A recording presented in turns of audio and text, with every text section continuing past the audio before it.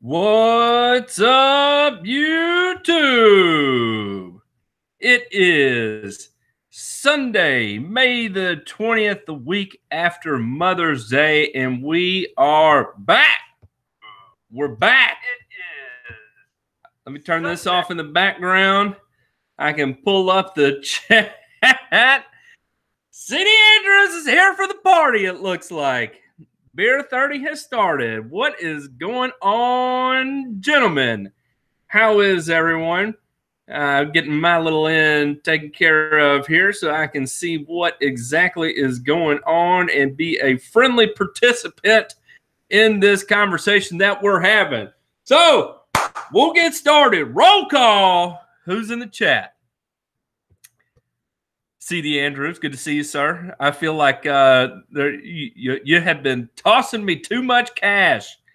KDO, how are you, sir? I got your message on the chat there earlier. We can talk a little bit about that. Perry Sutherland, how are you, good sir? Ronald Parrish, he's back. Peg Jung, how are you, sir? Tim Jim.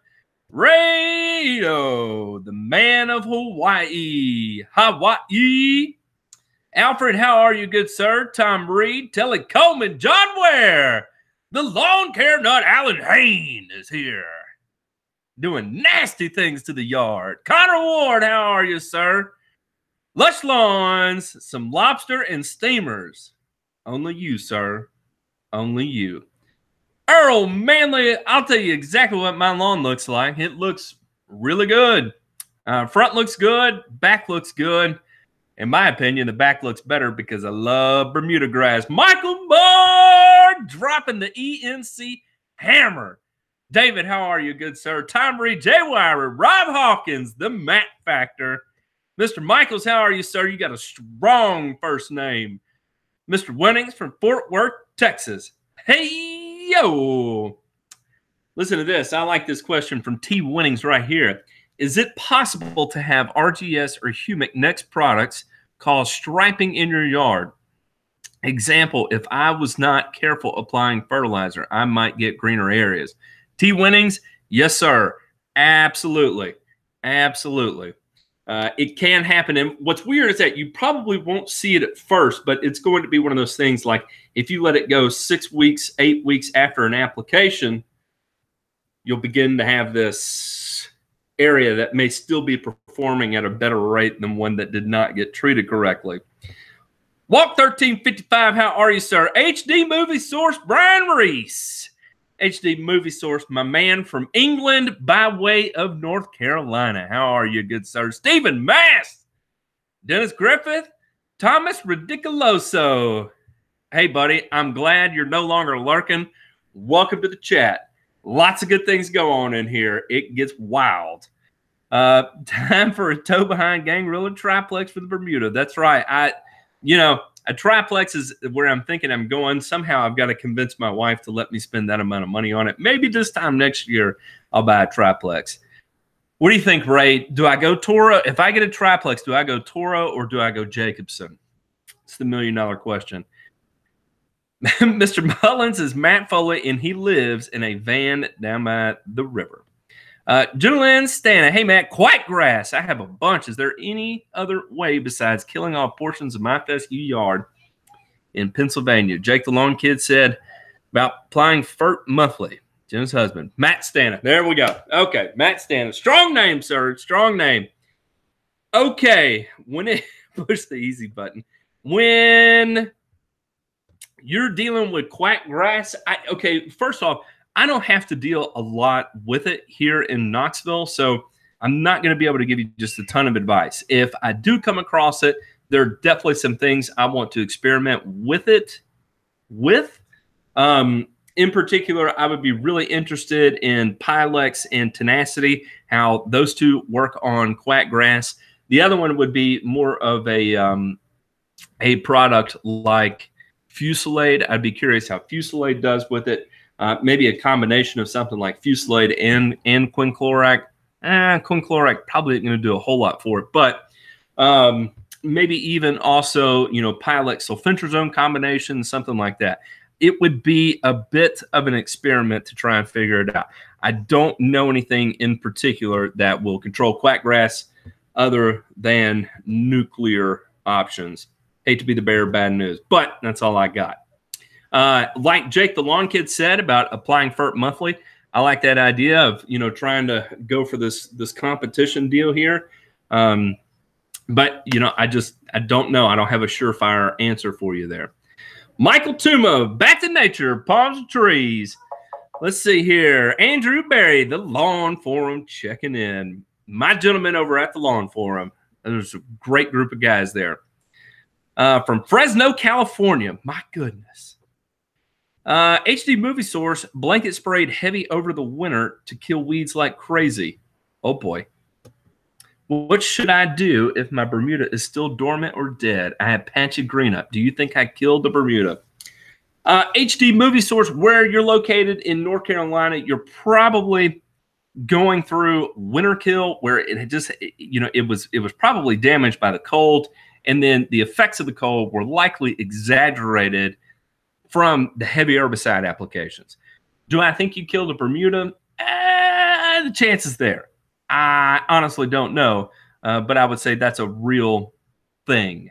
Now, the fact that it is dead, as long as you do have some green up, you can put it on a grow-in program. So, you know, think light, frequent applications. You know, so if you're going to, you know, you want to grow it in, obviously nitrogen is going to be the dominant nutrient there that you should focus on in regrowing Bermuda grass. Depending on your soil pH, it may be a good thing to, you know, run 1/8 of a pound or 1/4 pound of nitrogen on a weekly or bi-weekly interval, just to spoon feed that Bermuda and keep it always at its peak in terms of growth.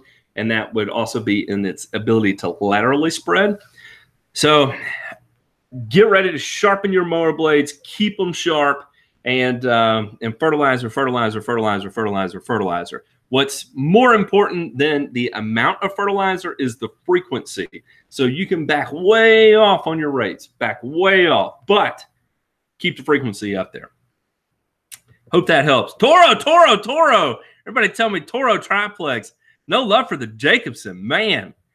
Bought a new toolbox Friday. Check out the stickers I decked it out in. Any updates from stopping blue stem? I'd say that's like little blue stem. Lots of giraffe-looking yards for Roundup around here. Around here.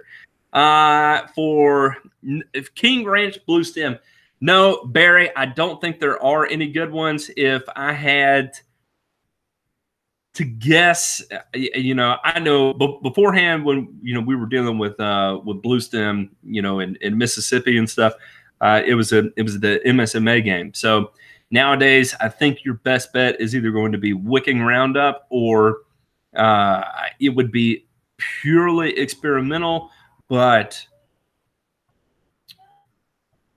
Forum Sulfuron, Revolver, and Celsius.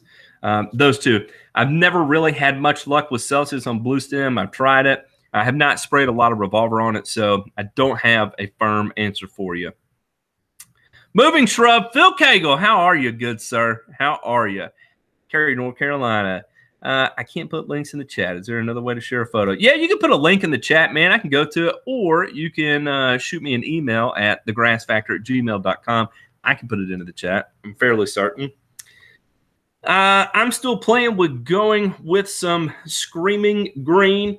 I mean, you're not going to go wrong less with Screaming Green. I mean, it's a good product for what it is. I just won't use it. I've actually been in talks with the Screaming Green guys. They're making some changes here in Tennessee in terms of their distributorship with Site One. I don't know how that's going. All I know is that I kind of opened up a can of worms with that video I did. So, you know, we'll see. We'll see what happens with it. Who knows? Northeast Florida getting hammered day after day with rain, seeing lots of leaf spots show up in the lawn, but can't get out there to address it. Any products that can be applied while it's still raining? Oh, boy. Brian Reese. I mean, if you have puddling in the yards, then no, there's nothing you can apply. You know, as long, okay, so, you know, You want to be in the systemic realm, something that's systemic that actually has to grow into the plant. You know, azoxystrobin, which does great for leaf spot.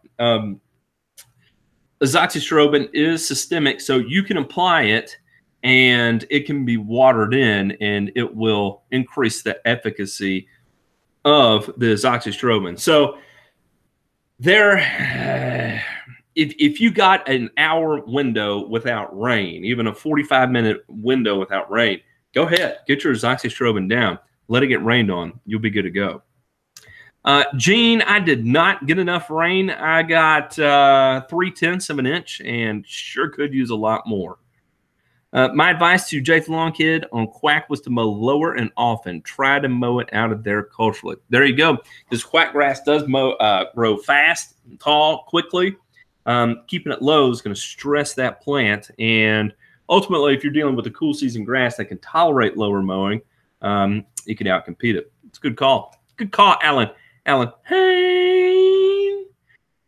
Ray says, I use Revolver and Image followed by Revolver and Celsius on blue stem. Get some preem down. The seeds on that stuff are bad news. There you go. There's your answer there. I always forget about Image because it's just not sold so much anymore. The Image is imazaquin, I believe, is the active in it. And man, it was, you know, there for a while, that was a staple because of its activity on everything from goose to crab to sedge. And it's a good product. I forget about that one being a tool in the tool kit. Jim Kane, welcome to the live episode, sir. Matt, would you get a surround and trim Toro triplex or a greens mower triplex? To be honest, Telly Coleman, I would get whatever was more affordable. How about that?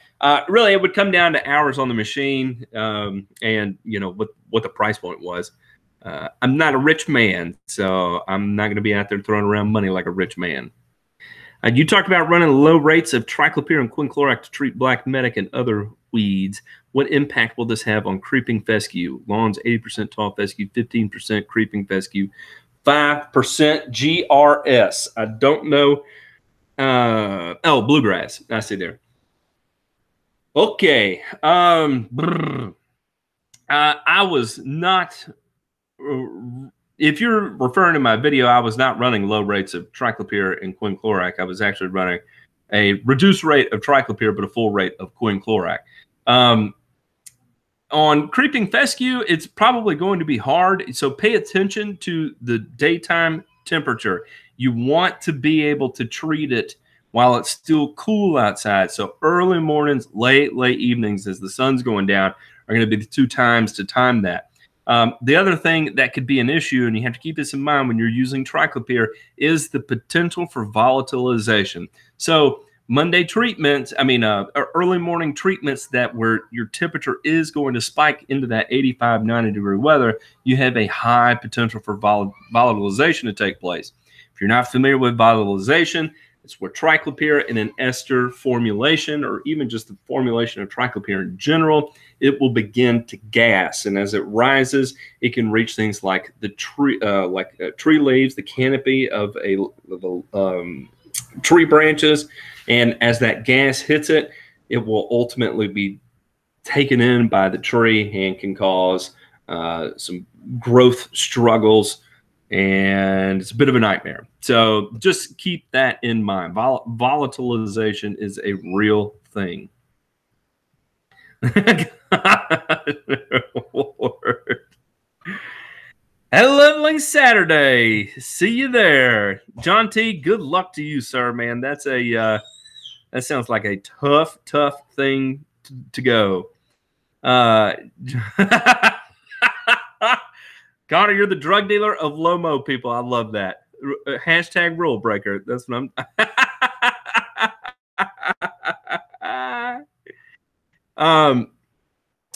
How is my FERT going? It is good. That is good. I still can't divulge a whole lot about it.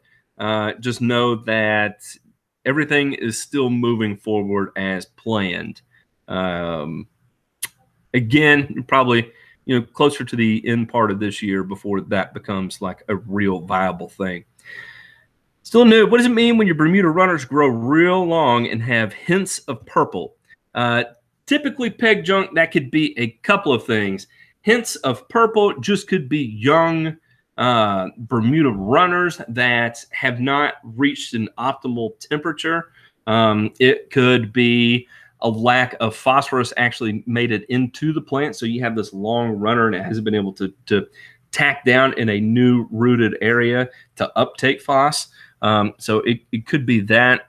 Typically, it's going to be common Bermuda that has the hints of purple in it versus a hybrid Bermuda. So I wouldn't get super excited about it. I think that's just naturally the Bermuda doing its thing.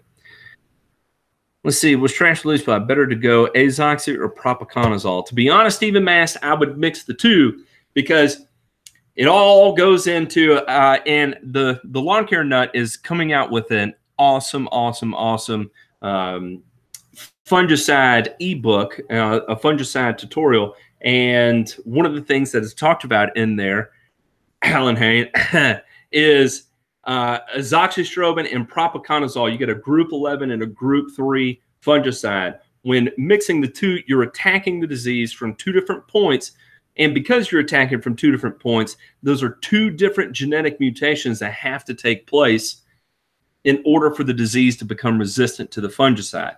So 2 modes of action as an attack is always better than 1 mode of action in terms of control and in terms of resistance.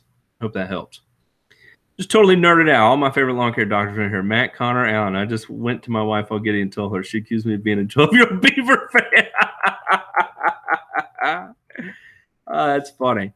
Best way to keep Kentucky bluegrass that blue-green color for a long time. Been 5 weeks since my last app. Next app going down this week before Memorial Day. Nothing going down in June, July months.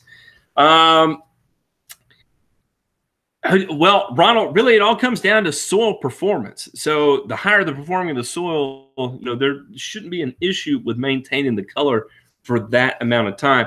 And the reason being is like you're going to have this intense amount of if you look at the amount of nitrogen Kentucky bluegrass uses through the course of the year, and you've got January and you've got December, what you see happen is like February, May timeframe, you get this immediate surge of the amount of nitrogen that gets used up. And then it dives way back down in May. I mean, just like whoop, just super fast up and down.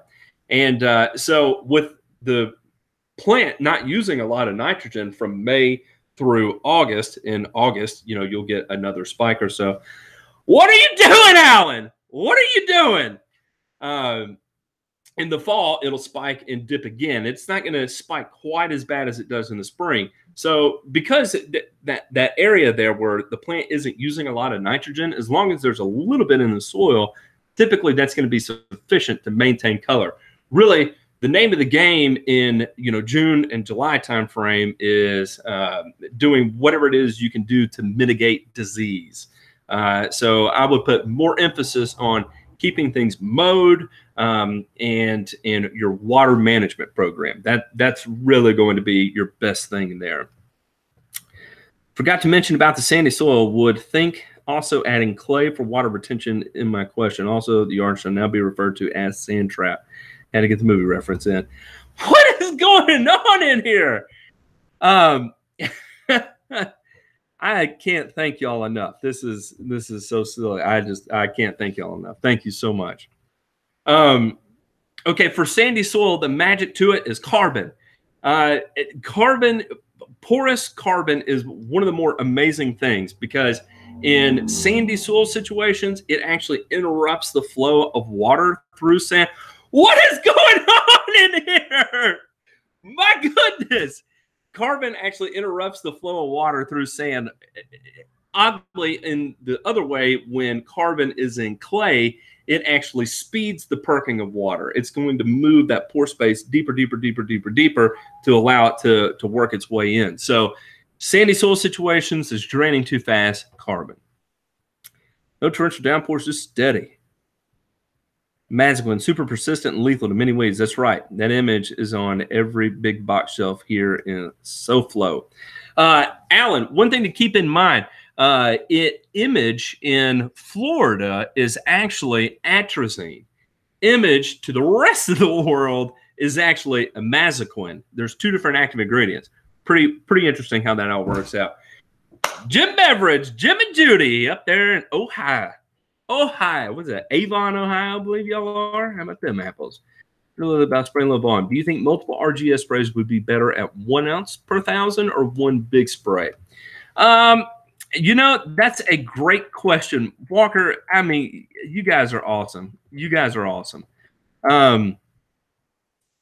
Let me get back up here. Okay, so HD movie source. I think it's all about just getting the amount of material down. I don't know. I honestly don't know what is happening. My head is about to explode. Thank y'all. This is bananas. This is absolute. Thank you so much. I'm about to freak out. I don't know what to think right now. Y'all are throwing me off my A game. HD movie source. Really, it's just the fact that you get it down. Doing it in multiple light applications. Most of the test data I see in regards to seaweed extract and humic acid typically delves on the higher end of the rate. I'm gonna faint. I can't focus with all this going on. This is crazy and awesome at the same time. Thank you. So I think the answer would be you would be better off doing multiple big applications than super frequent light applications. That's theory driven. That's applied science. That's not legit science there. Paul's prime cost. What is, thank you. Thank you.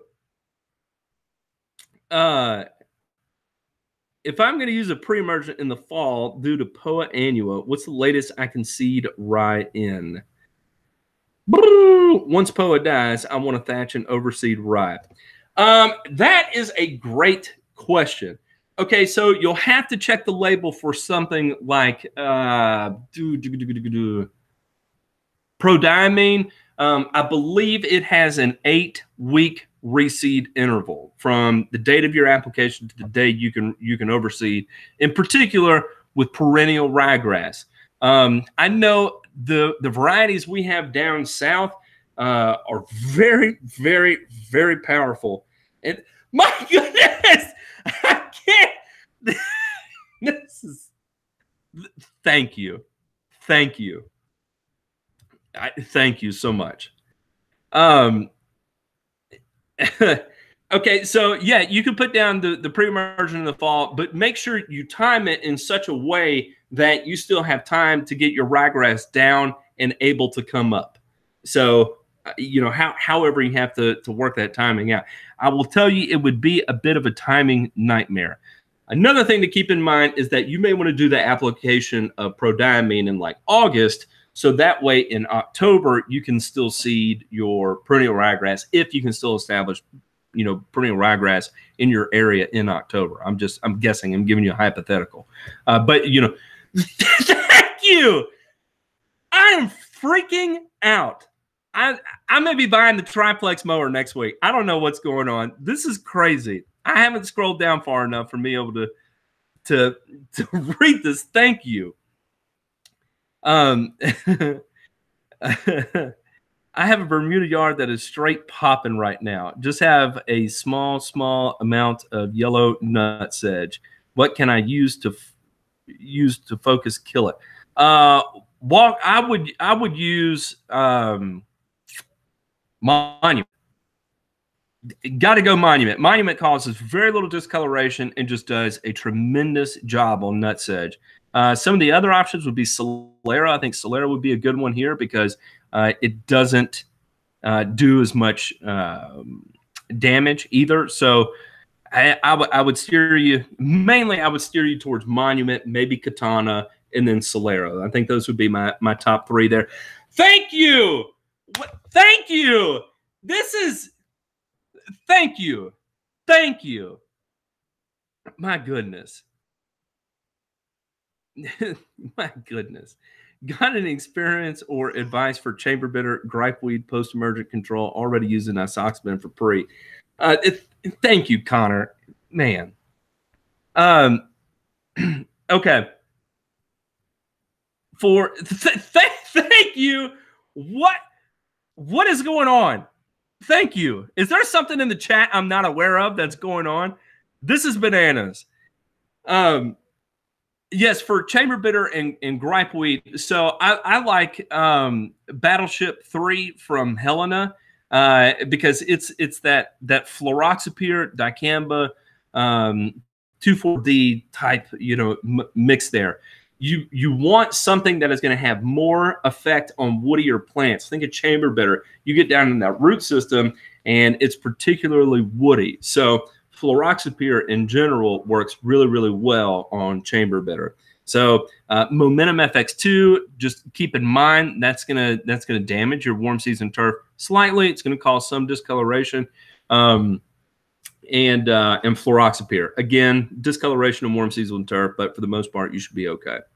With all the rain Florida's gotten in the last week, how long before all my Milo is gone? It's a tough question, Floyd. Chances are it'll be a really long time before it's gone because Milo is not water-soluble nitrogen. So as it rains on, it kind of turns into this gelatinous goo that just kind of sits there and bonds with the soil and kind of has this agglomerating effect. And then it's the microbes in the soil that have to digest that for the nutrient release. So I doubt you're. Thank you. Thank you. Thank you. Thank everyone just so much. Thank you so much. This is unreal. Thank you. Your Milo hasn't gone anywhere. It's not going anywhere. There we go. Do not spot spray Celsius. It is a good pre-broadcast. That's a good point. Sulfonylureas in general are very good in having a lingering residual effect in much of a way of a damn it. Thank you. Thank you so much. Our community is awesome. This is bananas. Thank you so much. Thank you so much. This is unbelievable. I can't believe it. Oh my goodness. Is this happening? I swear. Thank you so much. I am blown away. I am sweating. I can't believe this. Thank you everyone so much. This is nuts. This is absolutely nuts. I have no idea where I am in the chat anymore. I have no idea where I am with the questions. You're welcome for my time. Absolutely. Our community is awesome. And I can't say thank you enough. I do this purely because I enjoy it. I'm addicted to the industry and what we do. In the intros to my videos, I say, we're stewards of the environment. It's our responsibility. And I mean that 1,000%. And so I want to help any and everyone as much as I can, because it's from a selfish reason. It's important to me. Thank you. It's important to me that the industry continues to exist. And then, also, I hate to be altruistic, but I do want to give back because of what the industry has given to me. And it's given an opportunity for me, my family, my wife. Thank you so much. So much. My kids. I'm in love. Seriously, thank you. Thank you. You need to at least dance for this money, Matt. I don't dance. My wife can dance. I can't dance. Lush, thank you. I'm getting down to the chat here. Thank you. Do you think using a striper causing grass to lay over, especially 4-inch tall fescue, increases the chance of disease by not letting enough airflow in the grass and to the soil? Mandy Lee, it is possible. It's a risk to reward type thing. It is 100% possible. The advantage of fescue is if it's not in a period of stress where you're getting plenty of rain and cool enough temperatures, that fescue is going to stand back up relatively quickly, or stand up enough for airflow to move in and out through it. But does striping directly lead to greater instances of disease? Debatably, yes. Debatably, yes. Brunei, thank you, sir. Thank you, thank you. KDO, yes, thank you. A carbon source do you recommend? Somewhere up there easily would be a biosolids. Biosolids would be a great carbon source that's cheap and easy to get down. Another one would be repeated applications of humic acid. High rates of humic acid is going to have that agglomeration effect. And that's going to be just awesome. Well, word from my emergency panic response from you after I over-applied Monument on a property that was totally brown bag, hyperventilating, and so you calmed me down. Yeah, Monument is something else. Ronald Parrish, thank you, thank you. Celsius and methylated seed oil as the surfactant. Revolver plus Celsius. Yes, yes. I heard Alan will buy you a striping kit if you buy more. Connor, how do you take your lawn to the next level? Weekly applications of fertilizer. Dial it back super low rates. But weekly applications is going to be the name of the game for you.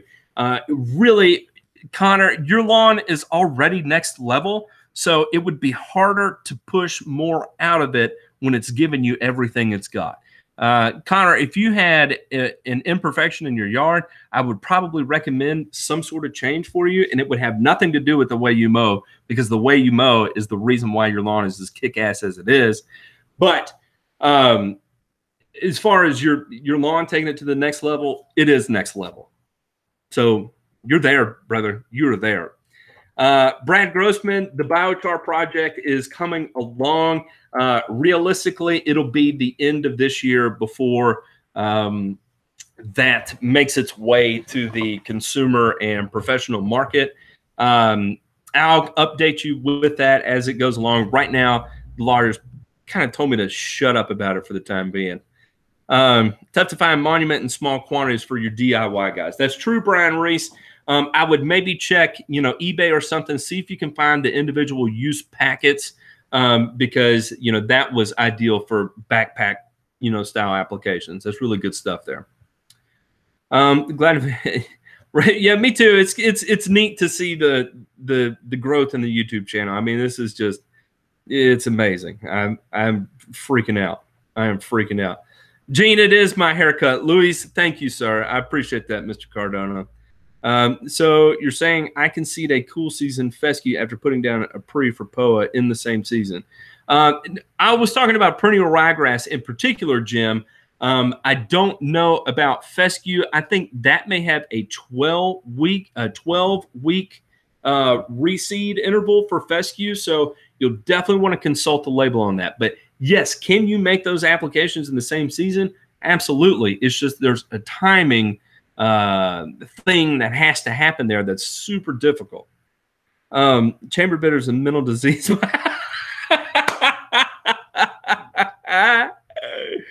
Chamber bitter is brutal stuff in terms of control and how woody it is in nature. Some would call it nutty in nature, and it sounds like that's where Alan had his issues with women in the past, something like that. Pilex label says the transitory whitening intensity of susceptible weed species from Pilex can be reduced with tank mixtures of Drive Accelerate. Consultables for turfgrass tolerance from tank mixing. Will this reduce visible damage to the turf? Rob Hawkins, no, it will not reduce visible damage to the turf. In fact, I would argue that you would get slightly more tip burn on your fescue when tank mixing Accelerate with Drive with Pilex. However, and that would be, you would have more tip burn, more of a brown tip than a white tip. Whereas if you just went with Pilex, it would leave a white tip. Drive and Pilex together, super expensive mix. But my goodness, it does such an awesome job of cleaning up everything. It really is just one of those things that's great. So you kind of have to tolerate the bad with the good. Tony Silvestri, thank you, sir. Thank you, thank you, thank you. Sigmund Platt, thank you, man. I really appreciate that. Thank you so much, man. It used to be sold in half gram. Yep. They don't do the. Thank you, Rob. Thanks, man. CD Andrews. Thank Alan. Thank you so much, man. Thank you. Really, I appreciate it. I am being blessed. I'm very blessed, and I can't say it enough how proud I am of everyone that, you know, just has this desire to take things to the next level and do so in a you know, in a heartfelt way, in a scientific backed way, in an environmentally conscious way. I mean, that's really what it's all about. Thank you, Telly. Thank you, Brian Reese. I appreciate you. Steve Wright, thank you so much. That's right. Be a steward or else lose the chemicals. And that was exactly what happened with MSMA. That's a different thing. Good things happen to good people. Ronald Parrish, thank you. Thank you so much. Can I put down propiconazole after it rains? Gene DeClos, yes, you can. Absolutely. In fact, I would argue for you to do that after it rains, so that way there's a little more growth taking place there, and that growth will help fight just a touch of the growth regulatory effects that come with propiconazole and DMI fungicides. DMI fungicides will act a bit as a growth regulator, and they typically reduce the root mass of the plant, which is kind of a weird thing. You typically have a decline in turfgrass appearance and performance after DMI fungicide applications. Now, when you're dealing with 4-inch fescue or 2-inch Bermuda grass, you're not going to notice it. You know, we're talking about 150 thousandths of an inch bent grass where you might have some decline. Or you're doing multiple max rate applications back to back to back of propiconazole, you'll begin to see a period of turf grass decline. So, yes, after it rains, let that plant start to recover, then hit it with your propiconazole. Good stuff. If I throw out some science awards, can I get a Swordsman fund going? I got you, Brew Knight. I got you. Alan's showing off. You know, thank you. And thank you, Telly. I really appreciate that. Which do you like better, St. Augustine or Zoysia? Luis, I don't particularly care for St. Augustine from a management perspective in terms of aesthetics. I think they both look great. In terms of management, if you want to jump onto the Zoysia train, be ready. Look, here goes right here. No Zoysia unless you're committed. You got to go with it. You got to go with it. Zoysia requires very, very intense mowing. You kind of got to back off the fertilizer, but you know, real mowed Zoysia is about as good as it gets. The other thing you have to take into account is going to be Zoysia large patch, and also the issues with it going in and out of dormancy. It can be a bit of a bear sometimes if you can't scarify the soil surface and manage that thatch issue that can come with it. But in my personal preference, I much prefer Zoysia grass than St. Augustine. No offense, Alan. No offense. First half in August, second in September. Yeah, probably something like that in terms of management. The grass factor stickers would be a real moneymaker. Got to go, Gene DeClos. Got to go. Let me check this email real quick and see if it ever came in from the guy. I was going to post the link in the chat here. Hit the refresh button on this. My goodness. The email did not come through. I do not have it. Thank you, Telly. Thank you. Yeah, I don't know about stickers. Real quick, I will tell you, if you are interested in shirts, I do now have a store. That would be the Grass Factor at myshopify.com. I'll post the link in the chat.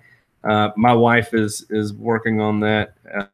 Do not feel obligated to get anything in terms of shirts and stuff. There were a couple people that wanted hats, so I went ahead and did this. I prefer you not to buy anything from the store because it makes me nervous. Do you need to add surfactant to PGR? Tilly Coleman, that's a good question. Okay.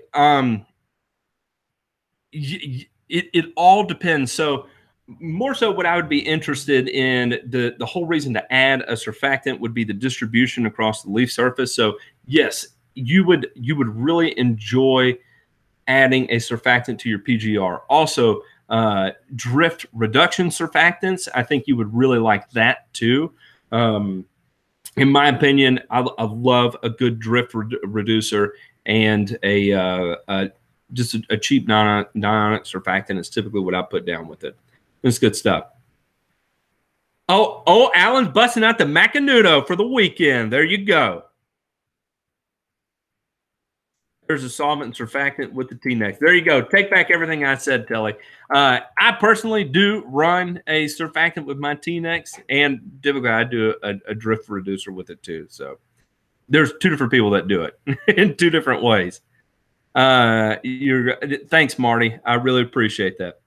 How do you look for disease on common Bermuda? I lost it. Let me find this again. How do you look for disease on common Bermuda? Do you think with all the rain down here in Florida, it would be a good idea to put down some disease control? Maybe the lawn care nut can answer this. You identify disease in grass species usually based on the pattern or the lesions that exist in the grass blades. Just because you're getting a lot of rain doesn't necessarily mean that the disease is coming on. There's lots of different factors that go into it. Typically, it's soil moisture, it's soil temperature, and it's also going to be ambient air temperature, and then also airflow. So there's a lot that goes into it other than just rainfall. If you did want to do preventative disease control on your Bermuda grass, now would probably be a good time to do it before you hit peak heat, because once you get into peak heat, typically due to soil temperatures, ambient air temperatures, it will exceed the temperatures for the development of disease, or you'll have a shift in which diseases become present. So if you did want to, you could do it now. But I don't want you to feel like you're locked into having to do it. What's the best way to get K31 fescue into my newest cultivars, church type tall fescue? There's so much of a difference in color and speed of growing. Eli for show. The only way to get rid of it would be to pull it or round up it out. Not really a whole lot of other options there. Oh, here we go. Thor from the Lawn Forum. Hey, Michael Moore, that reminds me, I need to I gotta come video your lawn and your reel mower. So I've been plugging the guys at the Lawn Forum, and there's a couple of them here in Knoxville that I got to go meet. One of them is John Teague. He's got a Tiff Grand lawn here in Knoxville. Michael Moore also has another hybrid Bermuda lawn. They both reel mow them. They look awesome, and awesome guys too. Saturday, if you're moving some sand, my back is hurt, so I'm not going to be able to help you. I'm just kidding, man. My wife works on Saturday, so I probably couldn't on Saturday. But if you do need help on Sunday, let me know. I could probably come help you. Or if you don't mind, I could bring the kids over. But I will warn you, my kids are wild. I know you think yours are wild, John. Mine are wild. Rain, last 3 days here in Cottleville, Missouri. My turf type tall fescue looking better than it has in years, thanks to using RGS in addition to fur. You taught me everything. Well, hey, I appreciate that, Dennis. That's good to hear. That is good to hear. I know, I was concerned with the afternoon rain we got and the humidity, still 88 degrees outside. It's still not seeing any disease development in my fescue. So hopefully it will stay that way. That would just be an awesome, awesome thing. I know what spoon feeding means, but why would you choose to spoon feed a lawn? Last question, I promise. Thanks, man. Okay, HD Movie Source. The reason you would spoon feed a lawn is that turf grasses are only going to use a certain amount of fertilizer over a certain amount of a nutrient over a given period of time. And that's going to depend on the time of year, the amount of sunlight, the weather, soil moisture, all that plays into how much of a particular nutrient is being consumed. So by choosing to spoon feed it, what you do is you accelerate the growth with nitrogen, and then by weekly feeding, instead of causing a bunch of peaks and valleys in growth, like surge growth, light growth, surge growth, light growth. So you're feeding it like every 6 weeks, you go bam, and then it slowly tapers off. Then bam, every 6 weeks tapers off. When you're spoon feeding, you tend to have more of a level look to your growth pattern. It goes boom, and then it kind of maintains right here. You may have a little bit of a dip in between and then move on out. So spoon feeding is all about mitigating surge growth. Surge growth stresses the plant unnaturally. You're forcing more nitrogen. Heavy fertilizer app is forcing more nitrogen into the plant than the plant typically needs to consume, or you're over saturating your soils with nitrogen that could lead to leaching and runoff. So the better fertility maintenance program would be spoon feeding, because you're minimizing the surge growth.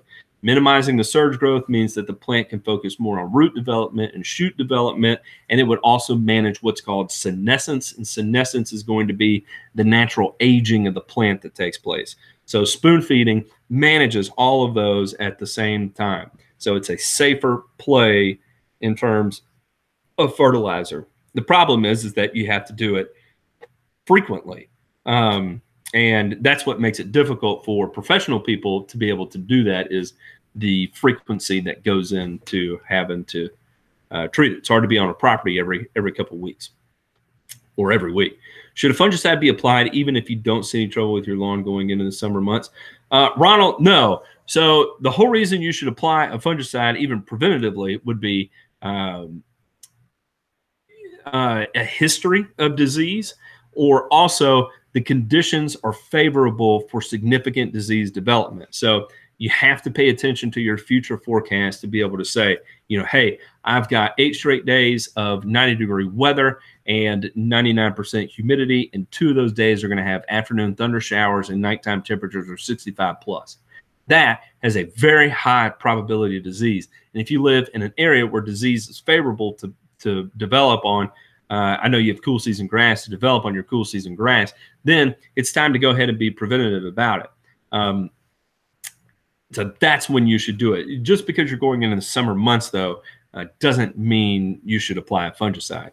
You have to remember, a fungicide is still a pesticide, and having to use it versus using it just for the sake of using it are 2 different things to do there. You still need to have a target pest in mind when applying a pesticide. In that particular instance, that would be preventative, but you have to have something in the forecast to show that, yes, you are preventing for this reason. I've been hammering my lawn with humic acid all season, as I have an old thin lawn I'm trying to rehab. Should I be concerned about the armor I'm applying? I just bought this home and it has St. Augustine grass. Oh, should I be concerned about the amount I'm applying?